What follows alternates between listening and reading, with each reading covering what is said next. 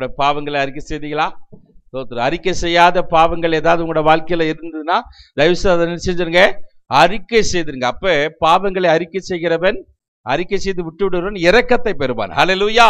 அப்ப நம்முடைய ஜீவியத்திலே அறிக்கை செய்யப்படாத காரியங்கள் இருக்குமானால் அதை நாம் அறிக்கை செய்யும் போது தேவன் நமக்கு இரக்கத்தை காண்பித்து நமக்கு உதவி செய்ய நம்மளை இந்த நாட்களிலே கர்த்தர் இந்த மாத்திரை நம்மை ஆசீர்வதிப்பேன், கர்த்தர் உன்னை ஆசீர்வதித்து என்று சொல்லப்பட்ட ஒரு வாக்குத்தத்தத்தை கொடுத்தார்.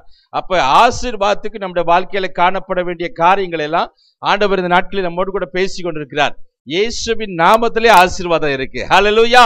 ஸ்தோத்திரம். கையில செக்க வச்சுக்கிட்டு காசு இல்லைன்னு சொல்ற மாதிரி நம்ம சில நன்மைகளை நம்மகிட்ட போய் நம்ம என்ன செய்யணும், கிளைம் பண்ணணும். செக்கை போய் பேங்க்ல போட்டா தானே அது நமக்கு காசா மாறும். செக்கை சும்மாவே பாக்கெட்ல வச்சுக்கிட்டு இருந்தா அது காசா மாறிடுமா? மாறாது. ஹல்லேலூயா. அதே மாதிரி இயேசுவின் நாமத்திலே அநேக ஆசீர்வாதங்கள் இருக்கு. நாம் என்ன செய்யணும், அவைகளை அப்ளை பண்ணணும். ஸ்தோத்திரம். அதை செயல்படுத்தணும், அதை சொல்லணும். ஹல்லேலூயா. அந்த ஆசீர்வாதத்தை நம்ம கிளைம் பண்ணும் போது அந்த நாமத்தில் இருக்கதான ஆசீர்வாதம் நம்முடைய வாழ்க்கையில கடந்து வரும். ஹல்லேலூயா.